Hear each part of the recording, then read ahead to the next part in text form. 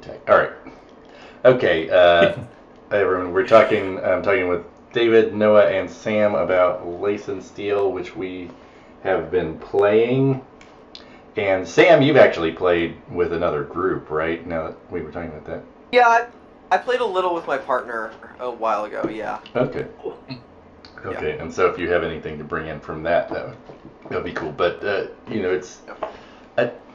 I don't know if this is a type of video where I explain what the game is or not, right? It's it's sort of set in a 17th century kind of swashbuckling milieu. It has a fantasy setting that comes with it, but I set the game in Strasbourg, but with like a fantasy edge because I had done some research on Strasbourg for another game idea I had, and I just wanted to do it. Like the textual setting, like there's a thing with fantasy with me with like where it's like the fantasy if I'm not like quite in sync with, I don't know, like for some reason like the King of France being a centaur wasn't like something that was interesting to me at the time. I don't know, I may have changed my mind. Actually, if the King of France was just a talking horse, I think that would be better premise, but yeah. So we played in like Strasbourg in like the late 17th century, and I sort of like. I think I remember when I pitched this, I sort of agonized over explaining. Well, it's not like really any specific year, but there's all these this and that. I don't know. I guess we don't know what specific year it is, and it's fine because like global politics haven't really been what the game is about. So, I guess we can say what the game is about. Now we could talk about your characters you made, and how you made them, and what you were thinking of when you made them, and then we can get into the chronological events of the campaign, and sort of explore what comes out of that. Anyway, so. Yeah, does anyone just want to talk about how they responded to character creation or like inspiration for the game or whatever? Yeah, I think my character is Conrad. I should have grabbed my character sheet, it's so stupid, but the main thing about him was, I think, that I drew this card about him being like a peaceful and quiet fellow who gets along well with his fellow men or whatever, but that he stands up for what he sees as right, which is, kind of, I think actually ended up being like the most important thing about him was that I don't know what it's called, like I guess you could draw a tarot card. I don't know if there's like a name. Well, the signifier and the disposition. Right, his disposition. Yeah. Significator, and disposition. And so I think that was really important. And then I think when I was making him, for some reason, I like the idea of him being an artist. I'm not really sure why. It's not very swashbuckly to be an artist, I feel like, but I don't know. I thought it was kind of cool. Maybe not, but I kind of got like the idea immediately. Like it fits in really well with. I think I had already read that Balzac short story, Unknown Masterpiece, or maybe I hadn't, but anyway. I feel like I got what you were going for, and I think the game mechanics, like with the ties and the self-image, this is probably the most effective like portrayal of like artistic conflict I've ever seen, or yeah, you know what I mean? Yeah, definitely, yeah. Yeah, it ended up actually like him being an artist wasn't just his, like obviously it was maybe like just his profession or whatever, but it did there was actual conflicts around like the art that he was doing. Yeah. So that do we want to really cool? Do we want to get into? Want to talk about their characters? Yeah. Okay. Let's do that. Let's have everyone talk about a little bit about what they did. Let's go to Noah, I guess. Sure. Yeah. So leaving David for last is in keeping with the rest of the game. It seems like, well, maybe for the first adventure, you were the one who was out a lot of the time, and then the second adventure, Noah was out a lot of the time. Yeah, anyway, yeah. But yeah, let's do Noah.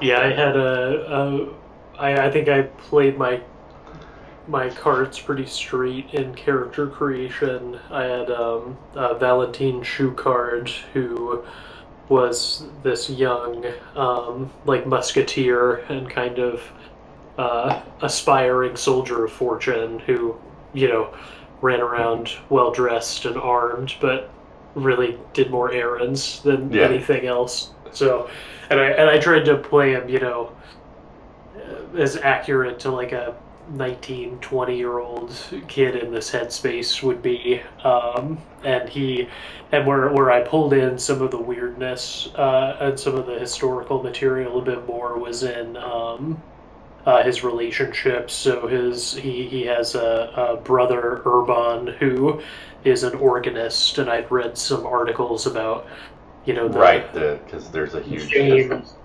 famous Yeah, organ in and yes, Strasbourg. and how that the most famous and involved a musician could be in the community. So I was like, okay, let's have my brother be kind of a religious rock star, and then I was also kind of drawn to some of the apocalypticism. There's a lot of mysticism and apocalypticism in both, it seemed, Protestantism and Catholicism at the time, kind of because the world has been ending. Like everyone's Yeah. world has been ending for this whole war.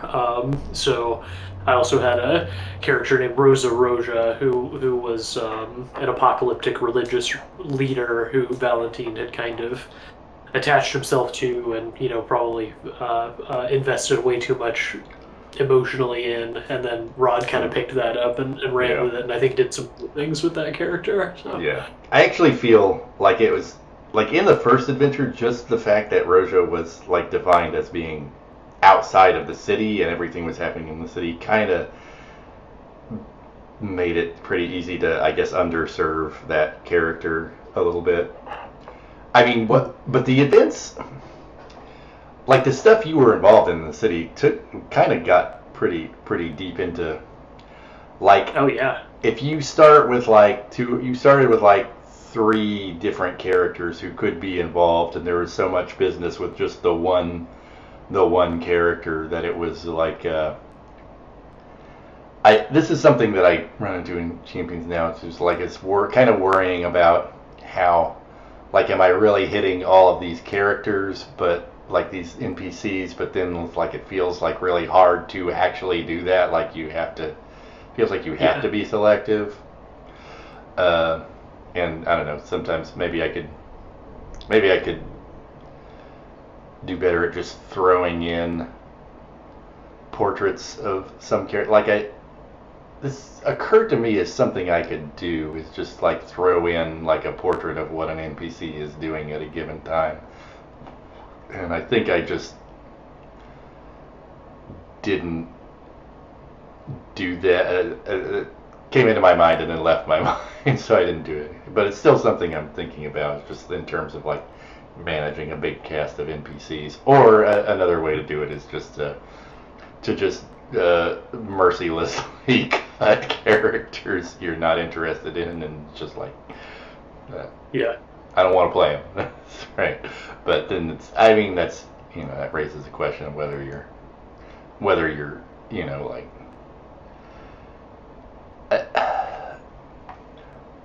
like when the players come in with NPCs, like I'm still not totally sure where I stand on how much of an obligation you have or to those characters, or whether you have like if you feel like the character is not someone you're interested in playing, and you have an obligation to yourself to just like concentrate on material you think you'll be better with. I don't know. Um, but that was kind of all off of your characters who I was kind of reflecting on there. But we can go on with the David. I think tell us about your. Yeah, so I'm playing a guy named Pierre Trouvé, which means found in French. He's an orphan, so I figured that's the kind of name you give an orphan Right. when you don't know their family name. Yeah. And, I wasn't super familiar with this period of history, so I read a little bit about Louis XIV's. I mean, for me, the French Catholic thing, I could relate to that. I mean, the actual person I rolled up, commoner, his significator is a wheel of fortune, means happy-go-lucky, cheerful individual with considerable luck. So, it's kind of a street urchin scoundrel type character with some connections to other people because he grew up here. He has the person that raised him, Frere Andre, who we haven't seen in play at all. I think case in point. He did officiate at the wedding, actually. Oh, yeah, okay. But I was trying to, I didn't do a great job with that. Sorry, go ahead. And your other character is Elsa, who you have an antipathy for. Elsa. And I kind of when I was making the character, so she ended up being I made her the current, since she was broken up with you, I made her currently the mistress of Noah's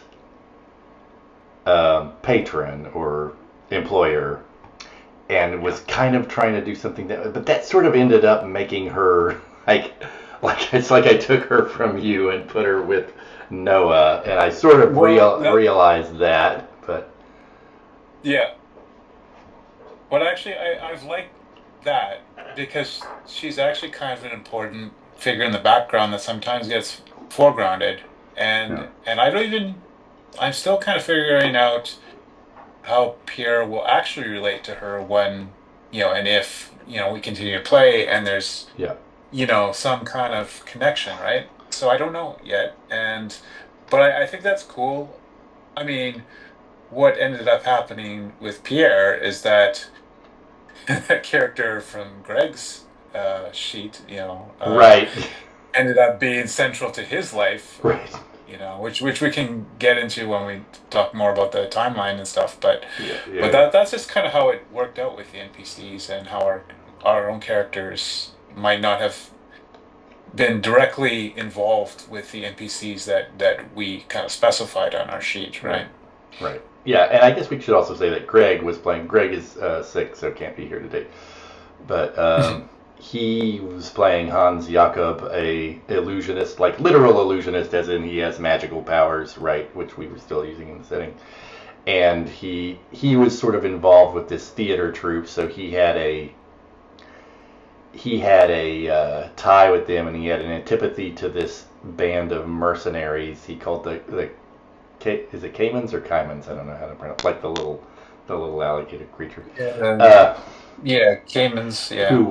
Who he had been previously associated with, but had left, and so that, since both of his he didn't have specific NPCs, he had groups, and so I ended up kind of that's right, making the leader of each group, and then making kind of notes, not full sheets, for several of the minor characters in each group, which was a bit of overhead.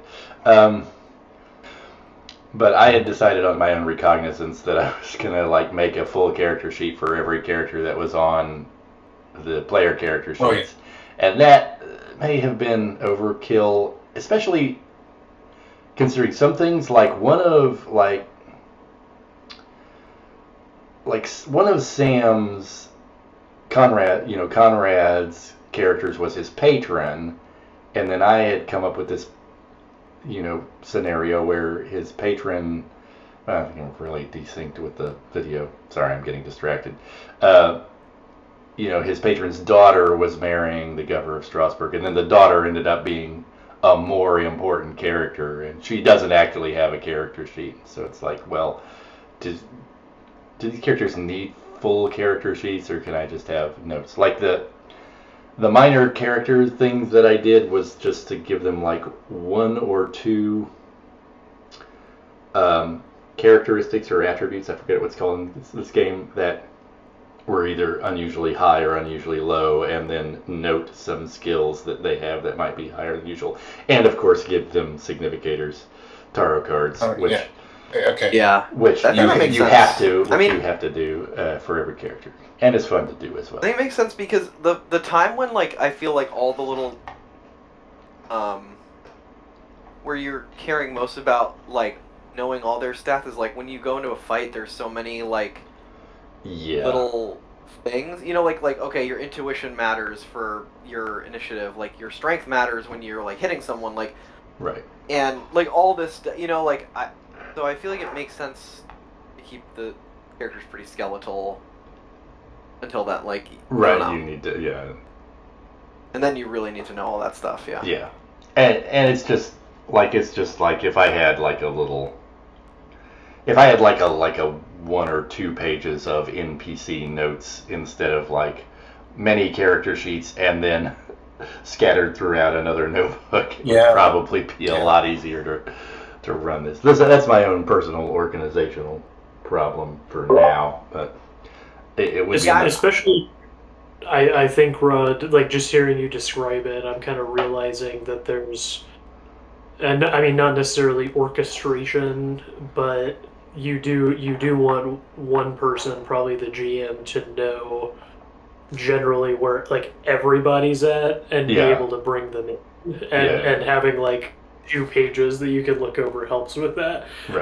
But I don't feel like every game needs you not every game needs you to have that 360-degree view, but in this one, like you kind of want your cache sheet and exactly which location they're in at any time because things are crossing each other so much, and you want to be able to say like, oh, the Frere is here, and Eula is here when everyone shows up, and you kind of want that easily available. Yeah.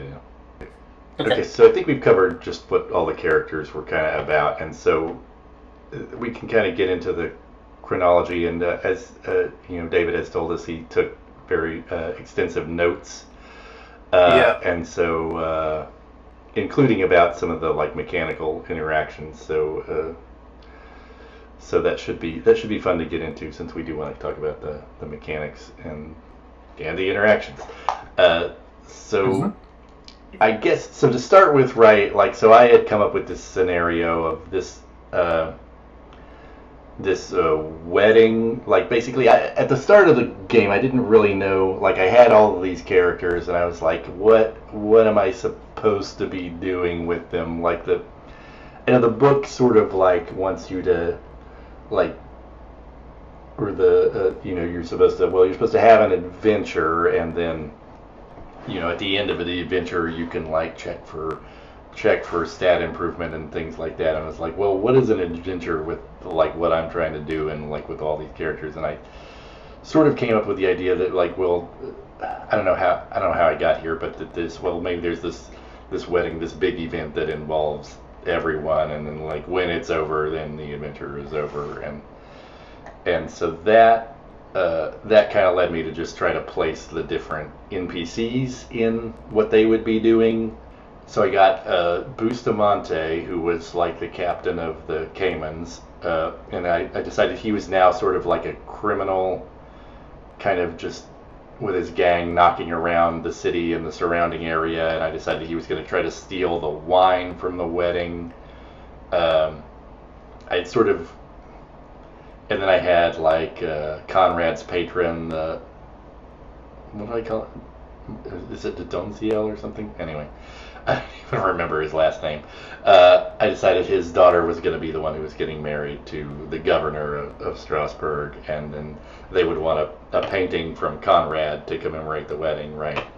And which we'll talk about in a bit, because that turned out to be like a super fruitful and it's one of my favorite little things in the game. And then other characters, like I was just trying to position like where they were, like Rosa Rocha. I came up with this.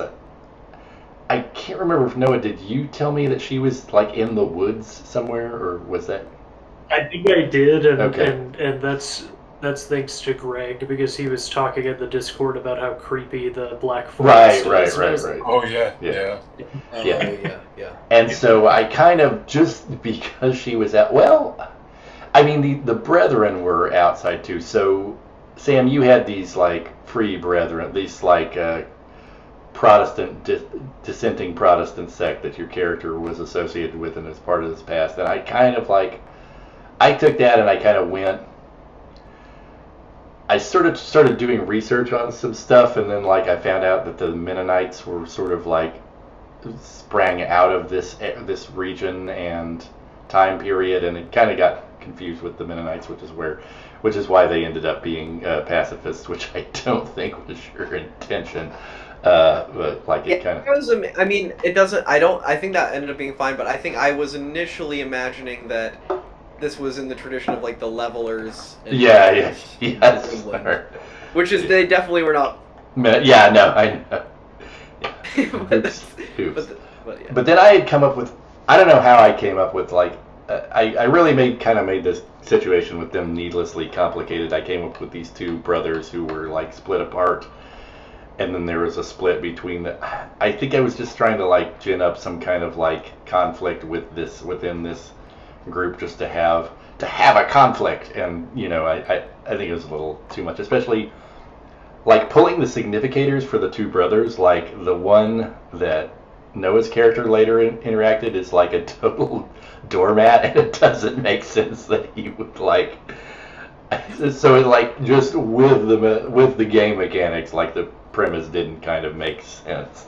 So I was trying to forcing that, and it ended up it kind of ended up in the second adventure the other group is not there. Yeah. The other group is just not there at all. And I think I had in mind that maybe they would be in the city, but then I just forgot about them, which I guess is the proof of that concept maybe not being so great. Anyway, so why did I bring that up? Oh, just to talk about where I was trying to position all these different NPCs, and I think I had in mind when I made Elsa the mistress of Meister Dornau, Valentine Noah's character's employer. I actually had envisioned a scene where he sort of handed you off a payment to her, and you would actually interact with her. But then I kind of had the other thing in mind that he was going to make. So his significator, I kind of enjoyed this character. He had this significator that indicated oh, this is someone who has a lot of projects, but they never come to a fruition. And so that's where I kind of came up with this idea that he was this odd character with all of these. He was super rich and important, but his real passion was making these weird mechanical toys that he never finished. And so that was where I came up with the idea that he was going to send you. And these are kind of the two, Conrad's painting. It's interesting, Conrad's painting, and then these mechanical doves turned out to be the big main events at the start, and the wine. But then I came up with the idea. So I came up with the idea he was going to try to get you to sell these mechanical doves to the governor. And I think that's kind of where I think that's enough. And Greg's character, I'm realizing it's that Greg not being here is maybe going to make me kind of tend to neglect his character. So if you have notes on what he was doing, David, that'll be great. Yeah. I mean, he can post. He can make a post too if we leave out some stuff. I think Yeah. But I mean, it's just important that we get. But I think early on he was working on the. They were going to do a play performance for the wedding. Yeah, they were going to do a play for the wedding. I have a note. This was before we really jumped into play. We had that first session where we were kind of orienting ourselves with the background and kind of pointing our characters in different directions. And I have a note that says, Hans Jakob, working to make the troops show less seditious. That's right. Yeah. Yes. Yeah, because I had set up that the leader of the troop, I had made them sort of this older actor who had syphilis and was looking at the end of his life, and was I'm gonna make a stand at last, and was proposing this flaming anti-French raging play. And that's right. And then Hans Jakob, I think, talked him down from it. But and just a note, just to connect with something you were saying, kind of identifying when you want to foreground characters as the GM and when you kind of let them drop these secondary characters. I really enjoyed your play of that guy. It felt like he I don't. He was like present in some scenes. Hmm. He felt like very validated. Like, um, I remember everyone when we were all together at the bar, like everyone seeing very clearly that how advanced his illness was. Like, it Yeah. felt really emotionally validated. And he And had that. Yeah, he got he had to that. do his thing. You know, he events Okay. conspired that he was able to do it. And then in the second scenario, like he was gone, but I didn't feel like he'd been dropped. You know, I was like, oh no, like he might come back. But I thought Yeah. that was a really nice example of you like foregrounding and then like kind of taking your hand away from him in the second scenario. I thought that Okay. worked really well. Oh, good. Well, I'm glad. Yeah. All right. Yeah. Okay. But Okay, so that.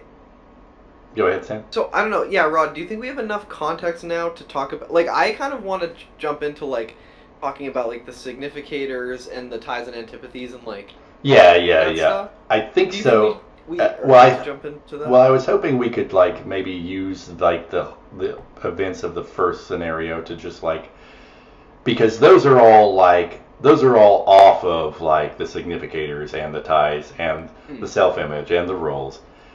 And so I think if we just tell the story of like what particularly Conrad and Valentine were doing in the first couple of sessions, because they crossed in the governor's palace when Conrad was doing the painting and Noah was coming there to sell, and that was pretty consequential. So let's like talk about that and talk about what like, David, do you have notes on what exactly was happening there? Yeah, I mean, I have. It's pretty detailed, like scene by I have a good- scene. You have a good memory of it. Okay. I could tell. Yeah, so if you want to start going in, if I can fill in any details that are missing or whatever, I can just go to the notes and. Yeah.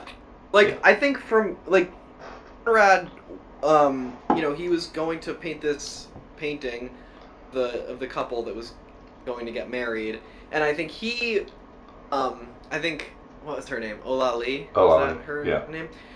Mhm. Who's the bride-to-be. She kind of wanted this pastoral image of her and her husband, and I think Conrad really liked this idea, like doing something different, and so he kind of went to the countryside to paint a background, and he got kind of inspired to paint some like soldiers into it, give it this like he just, you know, he was kind of taking Yeah, hold well, of you were this sort of and- harassed by some soldiers. Right. Sort of that interesting Yeah. incident in there. Yeah.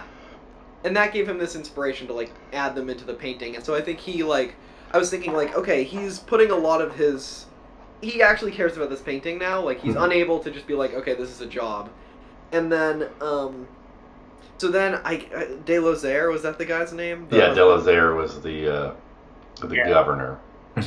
Yeah, and so after Conrad had kind of painted this background, that he was then gonna like kind of paint the couple into, he kind of got shot down by De Lozere, who basically said, "I'm not gonna dress up as a shepherd. You're gonna paint me in my armor." Yeah. And Yeah. Do you remember what the roles were? I think I made a role like a Well, let's leadership try- or a command. So role. I was trying to, he was like, Conrad was a lot of the time using his artist skill Oh yeah. to try to convince. He was like trying to show, no, look, like this is like artistically interesting. And then I think De Lozere kind of didn't care about that, Yeah, and then but- he made a role to me to basically like bully me into Yeah.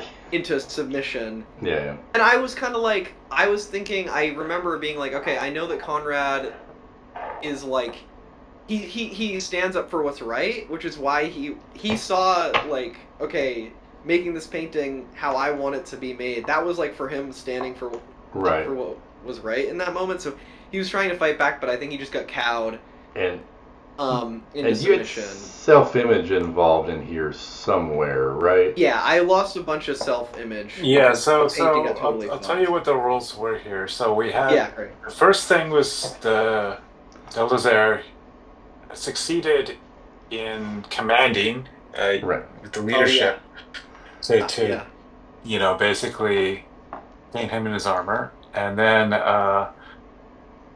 there was Conrad using art with reason to make an artistic argument and gambling 3 self-image, Oh right. Yeah. and then yeah. failing And a critical failure, natural 12 Oh Yeah. wow. on Yeah, that roll. Yeah. So Right. yeah. That's so great that we it's had big. that. It was Yeah. big, and so I think I kind of was like, okay. I think Conrad kind of just became a servant person at that point. Like he was just like, no, Mhm. I'm okay. Yes, this is my place. I'm just a servant, and this guy doesn't give a shit about my art. And then Valentine had kind of argued his way into like getting an audience with the governor, and he basically started to enter while I was like, having Delazer sit for me. Yeah. And then I just I was like, Yeah, you know what, that's right. Conrad is not being quiet and peaceful. He feels like he's, this, lime. So he just yelled at Valentine to get out. He's Yeah. like, can't you see him? And you made yeah. roll against Valentine, correct? Is that right? I Yeah. don't know. Yeah. That was an attempt to. Valentine showed up, and then Conrad persuaded Valentine to leave. And Yeah, it was a mean persuasion. It was like, Yeah. oh, fuck off. Yeah. And I remember, I think you had decided, Noah, that you had self-image on selling the doves already, right? Or we had kind of...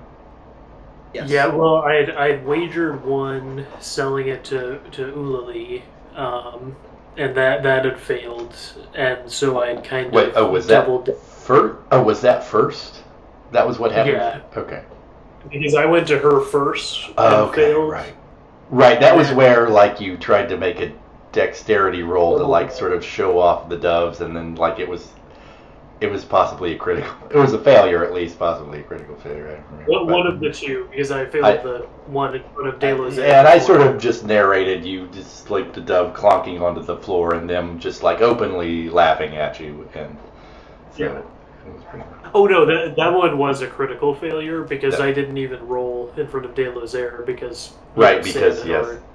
already succeeded on his roll. Yeah, Yeah. yeah, but I don't know. I was playing Valentine as pretty involved in wanting to sell these doves. This is his task, his role, and after the first failure. Yeah. He did some. I mean, I was kind of happy with my play in that moment because I think he did something that was a little daring, right? And he was like, "Well, I'll race across the city to De La Zare Right. and try to sell them before." Yeah, and you actually you actually did a repartee duel with the butler or whatever That's right. that person is called, to get in to see De La Zare, and then Yeah. shut down. Have it all come to naught because of Yeah. the artist stymieing you. Yeah. Yeah. And I think the thing that kind of came from that was that Noah's character kind of went basically to, what was it called, the Red Piper? The Red Piper, yeah. Yeah. The Red Piper. Yeah, this inn, And and was kind of sad and drinking, right? Yeah, After you had that. sort of decided that you were gonna run off to the woods and become a apocalypse cultist at that point. And then I think we can... I'm trying to remember if there's anything... Just so we sort of discussed what the roles were and what the consequences were. I did feel like this was... I enjoyed being De La Zare, I think, and being sort of just a prick. Yeah. But Yeah. so it felt really vivid to me, and we discussed what your artistic arguments might be, and what it would what the issues of the day might be in terms of realism or romantic imagery or whatever, and sort of I felt like it was pretty. It felt vivid to me, this sort of these people's conflicts about their ideals and how they felt about themselves, and I think they're. I mean, I felt the roles helping that. I'm not sure if I'm describing that well, but No, I think the roles were definitely helping, but when I was reflecting on this, I was like, okay, where did most of my decision points came from? And I feel like in a lot of the times when Conrad was going to make a hard choice, was, I feel like, me reflecting on his I keep forgetting what it's called, the tarot card thing. What the fuck is that called? The disposition. The disposition. I feel like a lot of my play there, even though there was ties and antipathies moving around, which feels cool in the moment, especially because there's so much like orchestration to it. I actually think that like most of my real big decisions, based on like thinking what his disposition meant in the moment, and thinking like, what does it mean to be this kind of person? Yeah. Especially given that what he sees as right is pretty like, it, like anyone, it's gonna change like based on what you kind of want usually, and like you might think that what you think is right is good, but then like you might turn out to be like a puritanical asshole like in the second adventure. Right. Right. Like I think like I just think that's interesting, because then I think when I was kind of mean to Valentine, I was like, I know that Conrad wants to go set this right, because he just kind of like unloaded on this guy who he doesn't even really know that well. So I think the roles were really, really impactful, but then like I thought a lot of the, like, for me at least, the decisions I was making were like really based on like personal reflection. Yeah. Like there's no like it's not like passions in in Pendragon, where like you might like have to do something kind of in this game. Like it's more reflective than that as a player, which I don't know if I appreciated that as much in the moment. I feel like in the moment I was like, oh, these ties and antipathies are moving around like crazy, like this is so impactful, but I guess I'm going on for a long time, but I guess I'm saying like thinking about the biggest decisions I made, it felt like reflection on my disposition. So that's okay. Yeah. Interesting. Yeah. Well, I mean, so there's a little bit in the book where it's really, it does say like,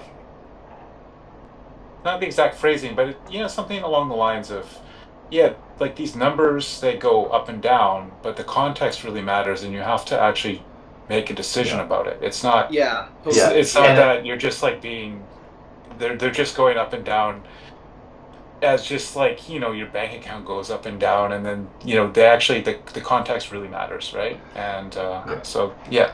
Yeah, and I think in the case of, well, I think like the ties may just generally be less important to Conrad because of how the dice went on his rolls, where he didn't get a lot of ties changing over the course of the day, just because of how it went down. Whereas like Pierre, the ties was the most important. Like getting the tie with Bustamante was like the biggest thing, right? It was the biggest thing when it became the biggest thing.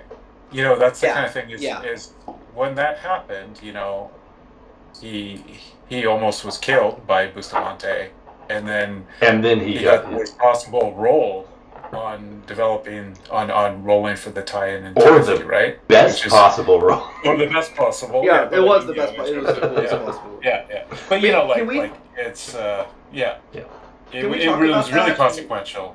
Yeah. Yeah, can we talk about that instead of because I think that's like this whole thing with Valentine and Conrad was really cool, and then I feel like that was the next thing that happened that maybe we want to talk more depth about and just like give some context. Yeah. Okay. Yeah, we can do that. Who wants to explain it? Because I can't. Well, I mean, I can request a little bit of the background. Is that Bustamante wanted to steal the wine for the wedding, and had approached the local scoundrel Pierre to help with that, and then Pierre decided. Well, I mean, my thinking was that this is like the ex of Elsa, and I just don't want him around. Yeah. So Pierre went to the local sergeant, Sergeant O'Malley, and just basically told. For history buffs, you can look up the wild geese, the Irish soldiers who transferred to the French army. Anyway. Yeah, but so he approached O'Malley and told him about that, and they kind of cooked up a way to go arrest Bustamante in the act, which ended up kind of being Pierre doing most of the work on that, of basically him and some guys disguising themselves in wine barrels and showing up at midnight at the meeting place, and then basically being the ones that would apprehend Bustamante, uh, which led to a fight, between Pierre and Bustamante, using the full-on dueling rules with the deck. I'll jump in and point out something that I actually Sure. Yeah. O'Malley's significator actually came in, was relevant here because he was it kind of indicated that he kind of did a half-ass job on just about everything. Yeah, and so that ended up with your you going. Actually, had to kind of decide. Well, I better do this myself to make sure it doesn't fail. Yeah, I think you had two hung-over soldiers to work with. Yeah, that's right. I remember you, David, being like, "Well, Pierre's kind of a gambler, so and he's lucky." So he assumes that this is actually going to go fine, even though you knew that this guy was doing a bad job. I remember you saying that and being like, "That's." I just thought that was really remember cool. that, but then I think I kind of just said, "Well, I do want this to succeed. Yeah. Maybe as a player, so I better do it." That was so good. Yeah. Yeah. Okay. Sorry, So, I interrupted you. Did you win? Yeah, no, that's the background of how they got into a fight. And I mean, we learned pretty well how the fight, at least I learned how the fight rules work. Mm-hmm. And I had a sense that my guy was pretty good. Mm-hmm. But there's some things that really make a difference. Strength really makes a difference. Having, being a little more skilled, having a heavier weapon. These things are really, they really tip the scales in that system. And so I mean, Pierre was almost killed. He didn't get one hit in at all. And and then Hans Jakob showed up. Yeah. And basically Greg had been kind of looking for. I think I had Bustamante cross Hans Jakob's path and sort of indicate that he was. Yeah. Bustamante had tried to recruit Hans Jakob for this same job, basically, and Hans Jakob blew him off. But then Greg was sort of I think Greg wanted the player characters to cross a little more too, and he was like, well, can I find, when this goes off, can I find Bustamante and try to just... Plus, I think he was alive to... People were sort of starting to twig to the fact that, if you act according to your ties and antipathies, you get self-image. You can get self-image, and that's important for... Well, it's just fun. I mean, it has a mechanical meaning, right, in the improvement process, but I don't think anyone's actually thinking, I want this skill to go up, here's the math of how that happens, and that means that I will go fight this NPC. No one was doing that, right?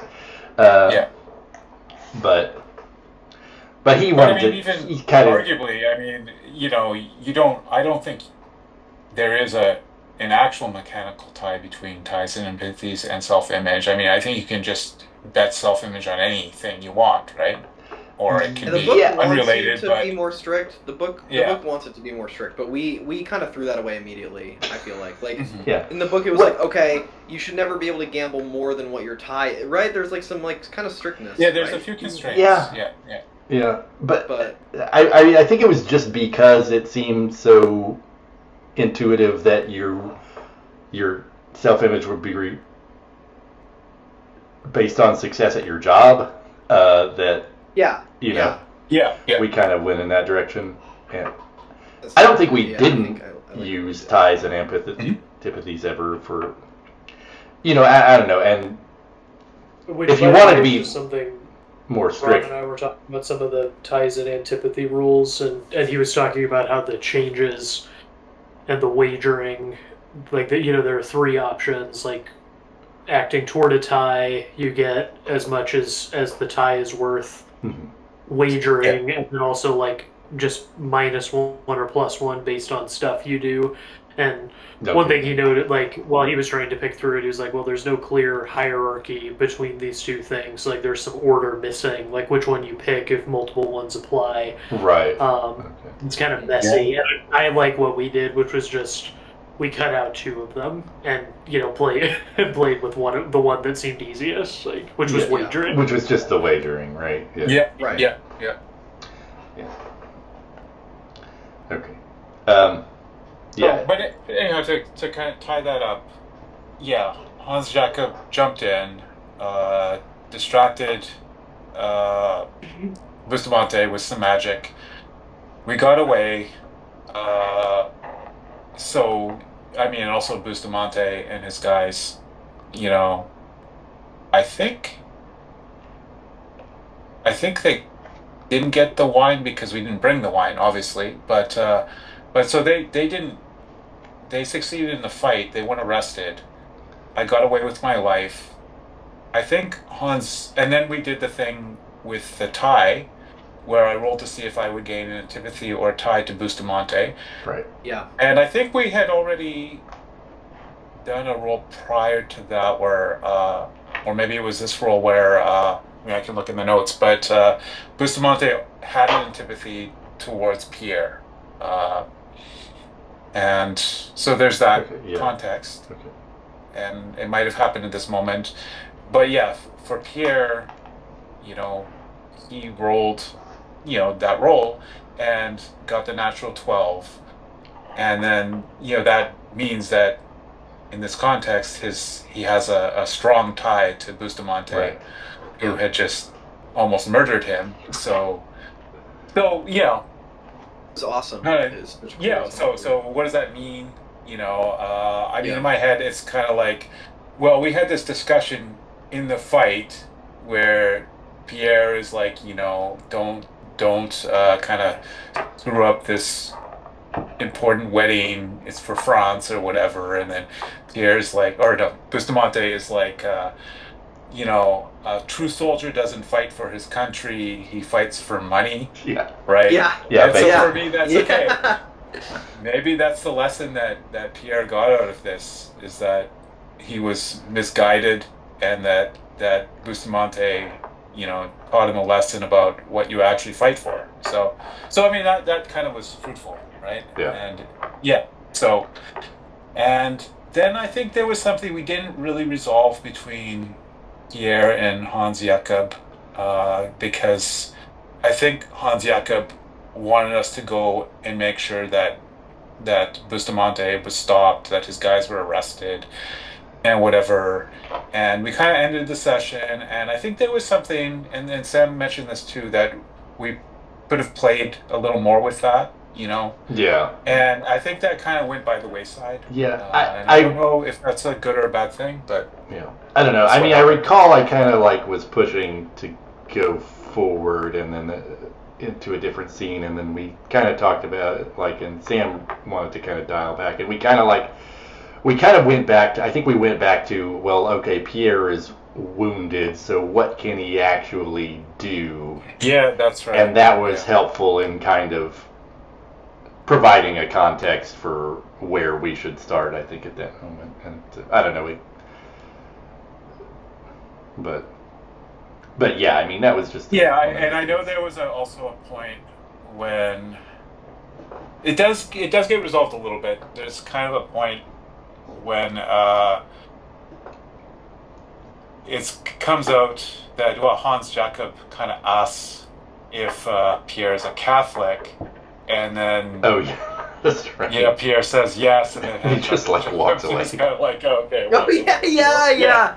Right. So, yes. Okay. Yeah. So maybe that did resolve. Yeah.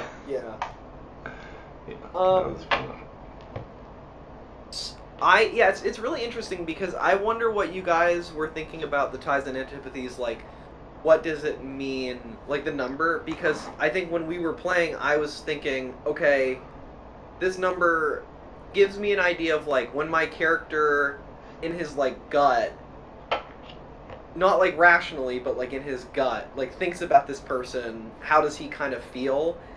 And I was thinking a lot of the time, you can be infatuated with a person and have a bad feeling in your gut about them.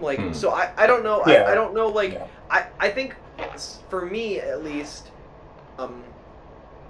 ties and antipathies for me, especially because my character is like quiet and peaceful, so he's like, you know, trying to like do what's right to everyone, which is like probably a really bad character trait for a person, in my opinion. At least like that's what I think about people who think of themselves in that way, honestly. Yeah. But like, you know, where am I getting to? Like, I think that's what I was thinking of ties and antipathies to kind of like mean for my guy was like, okay, he's you know, he's this nice person, but like in his heart, this is maybe kind of how he feels about this person. And so like, I don't know, is that how you guys were thinking about the number? Like, I don't think there's like, it's pretty neutral language, like both the word tie and antipathy. It's like they're both actually like really not very like it's not like directive all, right? in terms of love or hate or exactly. Yeah. So there's a lot of room to be like, of... okay, what does this mean? Yeah, like David, when you got that strong reaction, it totally made sense that we were like, oh my god, like this is a huge moment for your guy who's just been defeated, you know, and so I don't know, like, do you think you had a way you were thinking about like what these things meant? Well, I mean, I kind of, you know, when I read the rules initially, I mean, I thought, okay, well, this is kind of it's an engine, obviously, for interpersonal conflict, but also for internal conflict, right? Yeah, so, yeah. So like you say, you know, you could be infatuated with somebody, but you have an actual bad instinct about them as a person, and then, you know, you have to decide, right? And I think it's about that.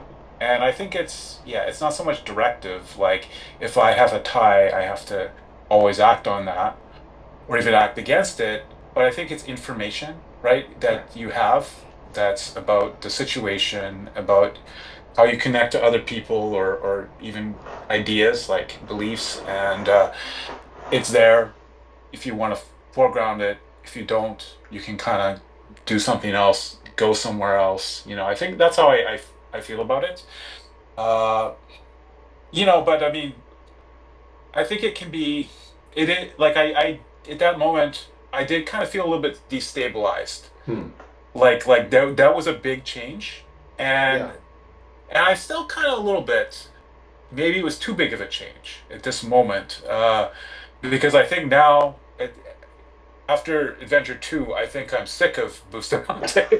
You know, well, definitely. He's sick of you. It's kind of like, I think I've done enough with that, and I don't want to be under that all the time. But I mean, I can just address that by just playing in other areas with other people. You know, with other NPCs and stuff like that. That's not a problem.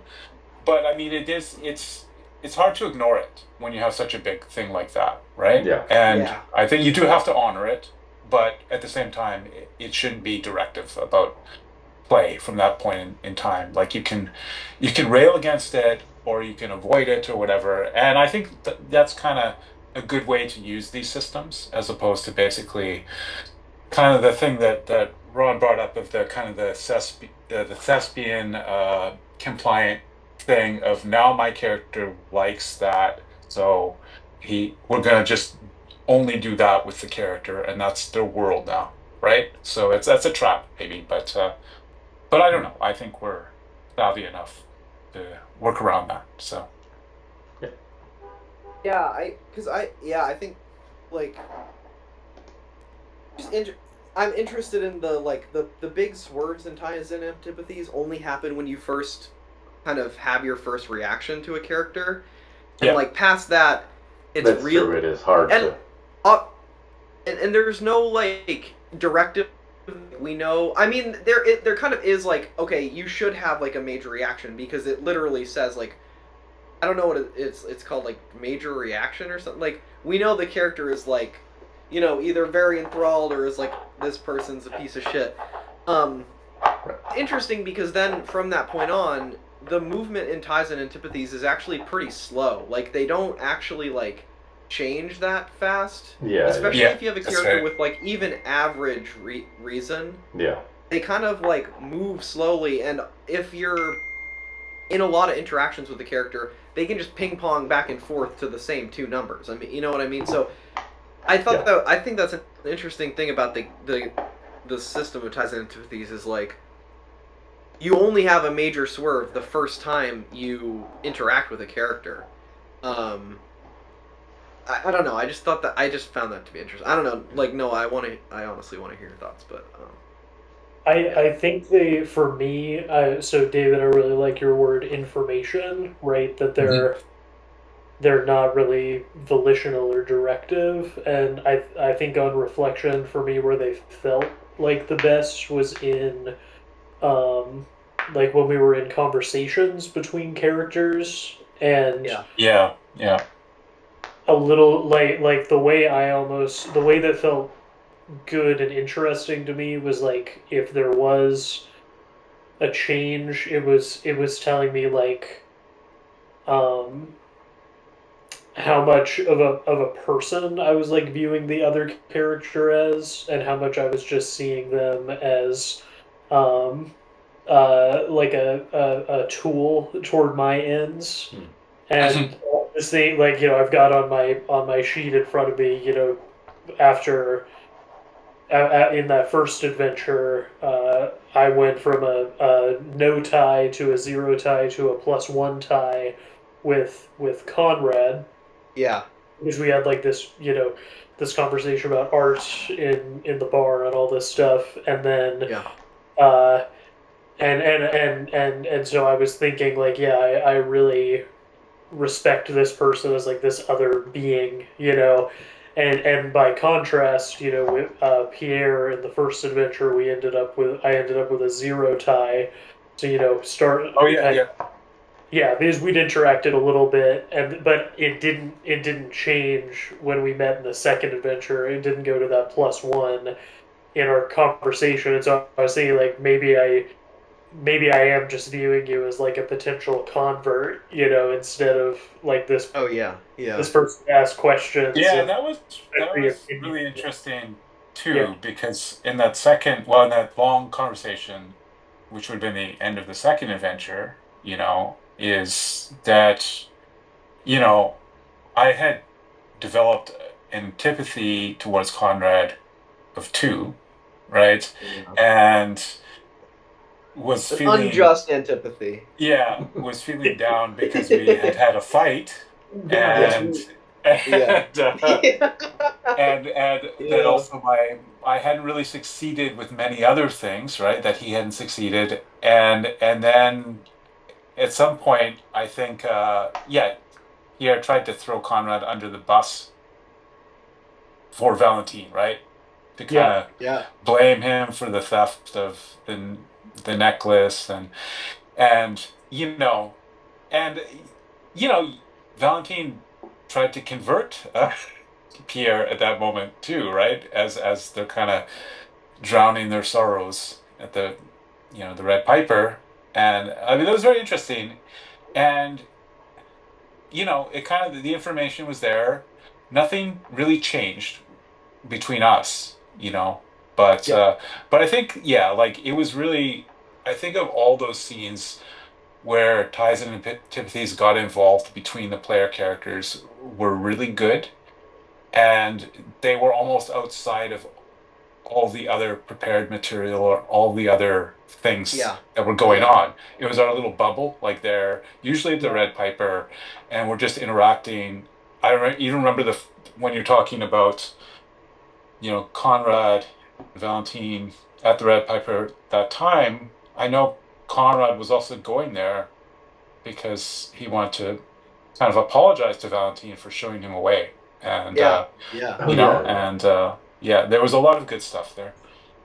And I think maybe like, I don't know, I think we're identifying kind of an interesting dynamic, and let me know if I'm misinterpreting that review. But one thing I think we're saying when you put our puzzle pieces together is that the changes in ties and antipathies feel really important in like the micro, like in the texture of the social interaction. Yes, yeah.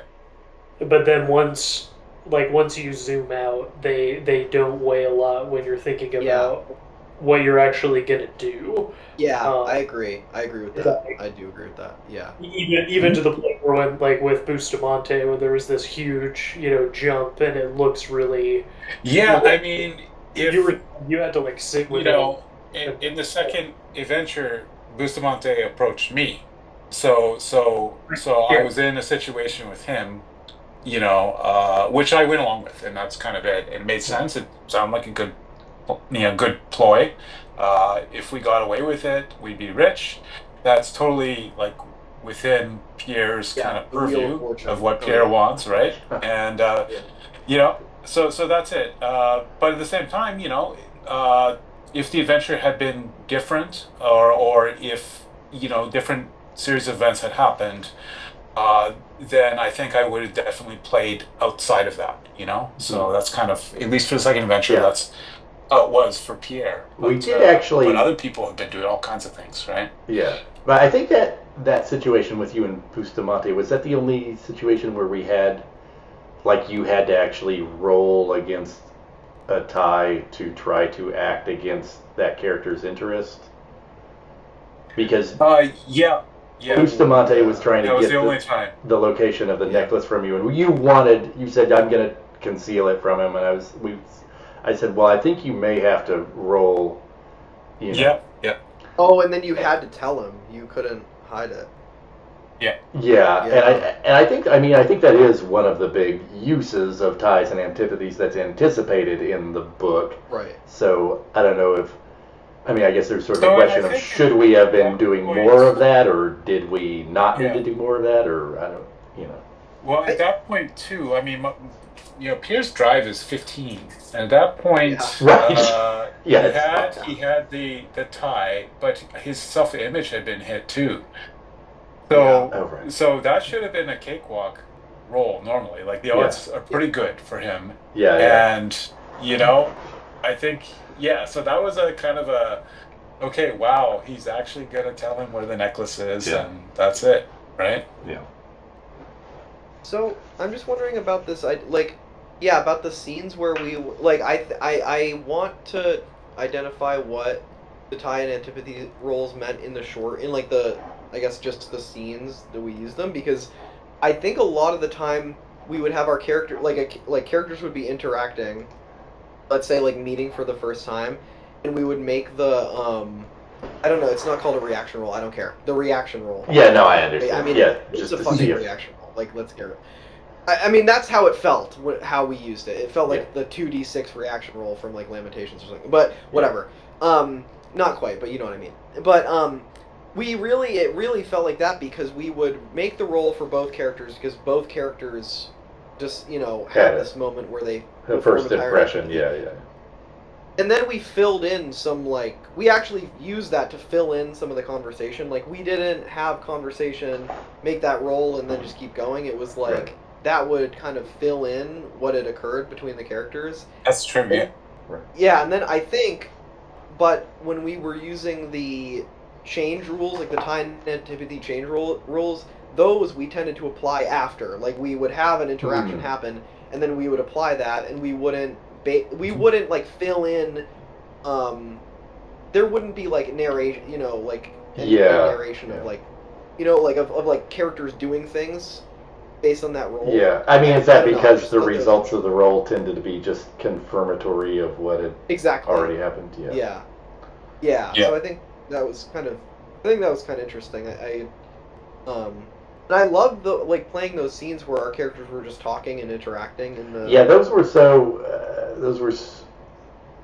I mean, there was just something about it, and about like the carousing rolls in the bar in particular were like as sources of self-image, as ways that people were like visibly turning their situation around, and then like you would say, well, and even some agendas with those. I'm at the bar carousing for this reason. And I think the movement of ties and antipathies wasn't super important that resulted from those scenes, but the ties and antipathies that were formed in those scenes, and then the especially the carousing and the changes of self-image that implies. Because I at least as a player, I think everyone probably did this, but I was like, anytime you're carousing, you're gambling your whole self-worth. I feel like as a you're explicitly you're looking to have sex with someone. When I saw that in the rules before we'd even played, that kind of made me smile. Like, okay. I like that. You know, I'm gonna like put totally my Karaz in real. at 2 for that. Yeah. So I think those scenes were really impactful in a way that wasn't immediately off. They felt really good. Yeah. And then the impacts were really, like, later on, I think, because, you know, me and Greg's character hadn't gotten along in these scenes. Like, we had gotten along worse and worse. And then, finally, we had one of these scenes where I saw Greg at the Red Piper, and I, you know, justly tried to kill him after he bullied my character, who was kind of this perfect person. So, like, I think there was an effect of those scenes, but it wasn't, like, super obvious, I think, like, just after playing, so yeah. Kind of like the cumulative, like, effect of many little... Yeah, and that felt, like, really kind of unique to this, like, I think it's, at least for me, it's hard to, like, the tie and antipathy constraint felt really like, that felt really helpful for me, just to be like, because there's so many characters, and then it was helpful to be like, okay, I can kind of get an idea of what my guy might feel towards these people without, like, having to, like, think super hard about it, which was nice. So yeah. Okay. Yeah, no, I can see that. In my case, it's kind of different because I had so many characters to, like, work with that I was, like, kind of always felt a little buried in, like, inputs, and it's like I don't know, like, in some cases the ties and antipathies felt directive, but sometimes they didn't. I just, maybe just because I was trying to do too much with too many characters at once, and you know, like, it just, like, all of this information, I just, like, sort of, I don't know, didn't maybe process it thoughtfully. I guess ultimately I sort of intuitively just, like, played up the characters that I liked playing, and, you know, as a GM, but so once again, I think that's an organizational issue, and just having. Well, you had mentioned, kind of lead up to this discussion, that you'd kind of want more than just, say, drawing a tarot card for an NPC, like, kind of something more substantial. I don't know. I don't know if that's, I'm capturing what you said. Yeah, correctly, I mean, like, I think I would like to have at least some notes on, like, which of their stats might be different, might be higher or lower than normal, and, you know, just some room to write their ties and antipathies. I think we had a discussion about whether NPCs even had ties and antipathies, since it wasn't, like, totally obvious. I think from context of the examples, they do, but I can see a world where you decide they don't, and just, like, play as if you're, like, doing, this is like a burning wheel thing where you just, like, I'm just going to play to the beliefs of the player. Or is that, I don't know. Like, you just, like, play to the ties and antipathies on the player character sheets. And I'm not saying that I would want to do that necessarily, but I'm just, it would make the NPCs have less overhead. Yeah, I think I tend to like shiver at that burning wheel advice. But yeah, I know. Like, that makes me feel like a ghost is, like, looking into my brain or something. But yeah, there's I get what you're saying, though, that there's got to be a middle ground between every NPC having every stat, skill, and yeah. Just like what you need as a GM for that. Yeah. Well, and even just, you know, I mean, there was a lot of NPCs for us, and I guess the scale that we're playing at, it is like a city, and we could be involved at any level of that city's kind of politics, or any level of event, right? And you know, it's kind of the thing, like, we're playing a lot in the Red Piper between us, and I had this funny experience years ago playing in the Polis setting, which is this Monty Cook thing where you have like 600-page book with every Right. tavern and business and faction Oh, wow. details Jesus. at such a level, and then we end up playing in a pub, Right. and we on one block, and Right. there's a couple merchants we deal with and etc. So I think part of that is just like, yeah, part of it's the learning process of, okay, well, what am I going to focus on? What am I going to detail? I mean, I'm just going to have my guys, the NPCs I really like, and we're going to play those, but again, the characters have input into making NPCs, right? That the GM will have to play, and I mean, but I think there's kind of like learning what the game wants and then learning what works for you, right? Right. And I think maybe we're still in that process, right? So Yeah. Yeah. I think it does feel Sorry, like. go ahead, bro. Well, no, I mean, I think it does feel it's kind of hard. Like, it's. It does feel kind of pretty early in the learning process for this game, just because, like, we haven't had, just because of the scheduling difficulties, we haven't had as many sessions as maybe we would want to, and Yeah. then the sessions, like in particular with this is kind of like a left turn, but the dual rules, I was in this, like, I think I was getting kind of like frustrated with like how hard it is to kind of onboard everything that's going on with the dual rules when we're not really using them like 2 or 3 times in 5 months, right? Like, it's like, yeah, and it's pretty mechanically involved, and like when we come back to like that second duel, it feels like we don't know what we have to relearn it, so yeah. I mean, Okay, yeah. where was I going with this? We were just talking about the learning process, and I do think we're still in the learning process, and it's kind of hard to say like we can't. I don't feel like I can really say like I'm an expert at Lace and Steel, and here's how you play this game, right? Yeah, Like, it's still kind of like, ugh. The number one thing is like what kind of situations are good for the game is actually like evident. I mean the art in the book shows a lot of like fights and like cool parties basically, and like traveling fights. So and I guess parties. That's kind of what you're gonna do. That's the like game. which is fine.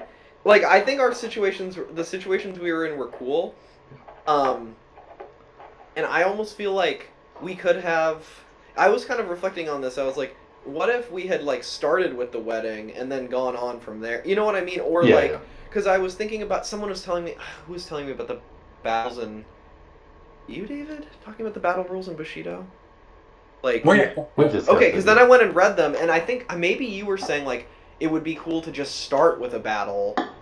Like, start this whole situation with the battle, and I was kind of that made me reflect, like, cool to just like, okay, Lace and Steel, we're just gonna start with all the characters are in a fight, or all the characters are at this really high pressure social situation, etc. I think the hard thing is that they want you to have these characters with all different like backgrounds. I think that's, and I kind of don't think that works well, actually. Kind of situation. That's the other thing that I think you're right. I don't think we need that. I think, and I was thinking all about the characters are nobles. Or all the characters are peasants. All the like. Why do they need to be? Like, I don't actually think that serves this game well. No, I agree, and I was thinking about that after reading a lot of 19th century literature. Actually, I was thinking about like a game where like you could have a game where everyone is in the same family, where you just say like, okay, you're all related, like you're all in the same noble family, and then we're doing like the Leopard or Charterhouse of Parma or whatever. Well, they're not. And then I had another idea. Well, if you were gonna do, so this is a totally different idea I had when I was thinking about like the scheduling problems and thinking like, how would we do that? How could you do this so that like it doesn't matter who shows up? And I had this whole idea for a scenario where like it's set on this little like Italian island that's like alternately occupied by the French or the English. Like there's this war going on, and like there's just stuff is happening. But like everyone who's going to be in the game like makes a couple of characters who are like part of different milieus on this island. And then whenever you play, you just everyone picks a character like in Circle of Hands, and then like someone is going to be the GM, and maybe it's the same person every time, or maybe it can change. I don't know. We'll just like say what today's like the situation is, like it's a siege, or like it's like the plague, or I don't know. Maybe it's just like Christmas or whatever. Yeah, I think that's kind of interesting because this like Boot Hill kind of wants you to do something like that. I think not exactly like that, but like this idea of like we have this bag of characters and they're kind of like the most notable characters in the situation, and we're gonna like figure out what they're up to and then like zoom in on the basically the fights and the shootouts, see if that's or like them robbing something or whatever. Oh yeah. We're like gonna all portray kind of the most notable characters in this situation, and however large like the scale is, like I think in the book they're like, oh, one person might be playing like a general, and, like this kind of thing, or it could be like you're all portraying different shopkeepers who are like competing economically and they're willing to like burn down each other's, like this kind of stuff. Right. In other words, you start with the situation you have in mind, and the characters are going to be the right characters for that situation. Whereas and then you set up the interesting stuff. You figure out like what are they up to, and then you only really zoom in on the like, not the interesting, but you know what I mean, like the fights and whatever else. Yeah. When it gets down to like skirmish level or like interpersonal interaction level or whatever, or like you need to rob a stagecoach or whatever, like this kind of stuff, then you play it out using those rules with the individual character sheets and stuff like that. Right. But and that can be interesting for Lace and Steel because you want your characters to be having sword fights and being at these cool whatever events. Like that's kind of what it's about, and it does make me feel like why do we need to make my guy's a peasant, but your guy's this like makes, I don't know, just doesn't feel like. No, I think that's very actually. I mean, that kind of I guess contributes to maybe the problem of you have a large scope and then you have all these characters at different levels that might actually that you have to build out all this stuff, right? Potentially, right. But I think that there's enough going on with the dynamics just between the characters with ties and antipathies that you could add that in as a layer. There might be context, but that that the social economic relationships and the Catholic versus Protestant stuff and all that. I mean, I think if you're playing Lace and Steel out of the book with horses and sorcery and all that, I don't think it's about that, right? You're right.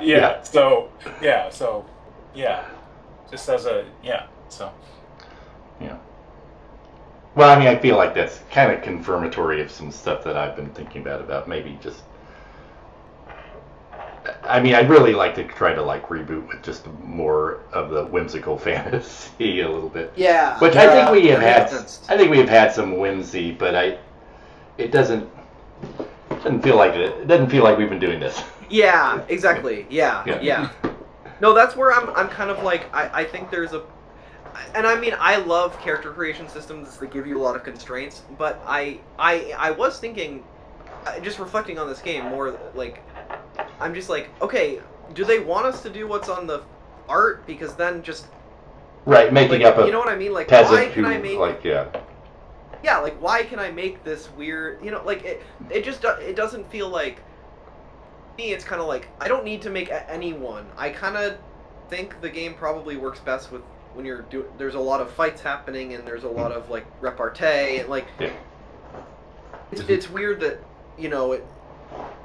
it's a little strange to me that that's not just cut. I don't know, maybe it's okay. I mean, and I liked a lot of what happened in our to play, but I Well, am and we were kinda like, excited about all this stuff. Yeah, and yeah, a lot of it that's was true. actually good. So it's not, like that's kind of it. That's what we wanted to play, and we played it. We've played it to Yeah. the best of our ability, and and we Yeah, got I good think that's stuff out of true. it too. So yeah, Yeah, it's interesting, like, with the big sprawling situation, I think part of that is because of the, well, I think you already said that, David, but yeah, like, The distribution of the variety of different characters. Yeah, yeah. social classes and yeah, trying to it's kind of like this like whole portrait of Strasbourg. It's like this is pretty Right. ambitious actually. yeah, it is. Yeah. To say nothing of having to do all the historical research, which I think Noah, you in your post congratulated us on not being too constrained by the history, but I don't know. I felt constrained. I felt like I went on a whole. You didn't see me going on a deep dive in Google about whether Lutherans have saints or not, and being just really neurotic about it. I definitely flip-flopped on a skill because of the historical accuracy of, a poor person, in Strasbourg being able to speak French, which is right. not Yeah, I think it's. I think maybe I'd be. I'm up for some more freewheeling fantasy. I think. Yeah, me too. All right. Is there anything else we want to talk about? Does anyone have any thoughts? Anything to say about just the like the duel mechanics, or how you feel about the dueling system, or I don't know. Yeah, I guess I enjoyed dueling. Like, well, me and Ron did a little like duel this week. Oh, really? To like learn, just because he wanted to kind of like see the rules and actions and stuff. Rules in action, and my character just got totally. I mean, I just got kind of murdered. I was playing Conrad, and he was playing a character that my partner had played. Those were the characters I had sitting around. Okay. Gotcha. I think my character, like, in another world could have won. Yeah. Just, like, I didn't get initiative, and I just got, like, pummeled to the ground. Right. I just, like, could not. And I kept, every time that I was going to snatch the initiative, some other card that he had played, like, took, Right. back. It was really brutal. And that was fun. It was fun to get killed, actually. It was, like, that actually felt pretty fun. And then my fight, the mock duel we did, where I think my Conrad character killed Valentine. Oh yeah, that's right. We did do a tryout with those characters, yeah.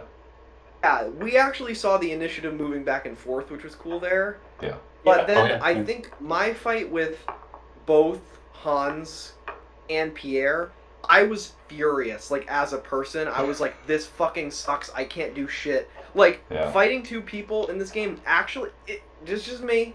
Yeah. And maybe I just wanted my moment to kill someone, but I was, like, so pissed. I was like, I can't, like, when you have double the cards as someone from the get-go, it's like, fuck this shit. I really did not like that. I felt totally pissed off that whole... I mean, you guys can probably tell I was, like, pissed. But I will say that reading the literature that this is based on, and I haven't read a lot of it, there's plenty of times where one guy kills three people. Like, come on. It's right. It doesn't work like that in the books. Like, all the time there's someone who's just amazing at fighting, and he's... And that would never happen in this game. Like, the mechanics of this game, you couldn't do that. Like, even if you're the best fighter and they all suck, I don't think you could do it if they have 15 cards against you. I just don't think you could. I guess we could run the fight and see how it goes. Like, you would get to see. They would have to play. They would have to play face up. Is the thing, right? Yeah, that's true.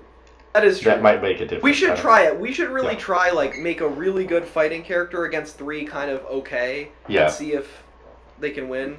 Right. Yeah, that's my one complaint. Is I don't think I'm interested in that question. I think it is just a dueling game, and dueling to me is a one-on-one thing. It's a consensual act between two people that want to resolve something. Right. But the art on the book shows pictures of people fighting multiple people. Oh Like, yeah. They, like in the Yeah. book, the stories are full Yeah. of. Yeah, like it's Three very rare in the Musketeers stories has to like get a these sort of duel, like you know? Yeah.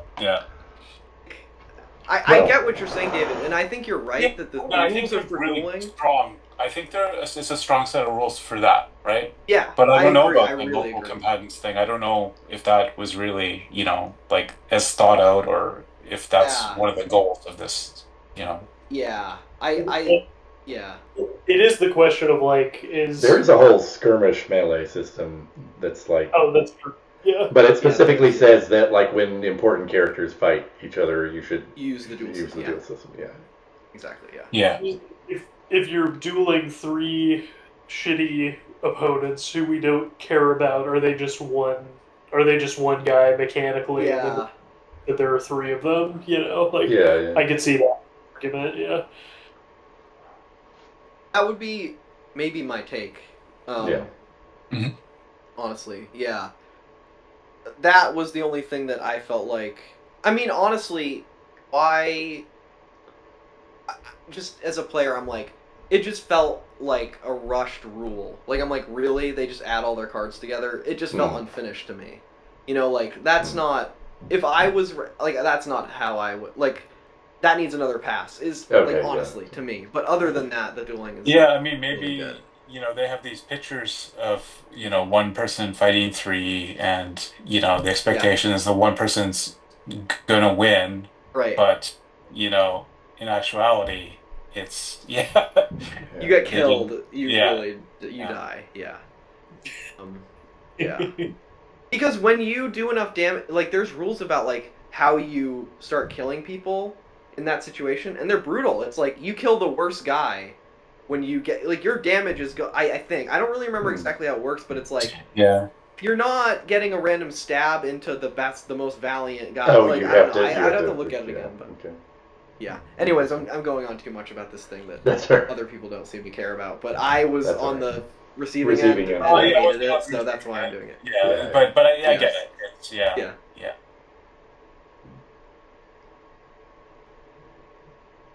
And no, I can't tell anyone else.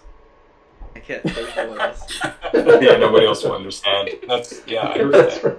Yeah.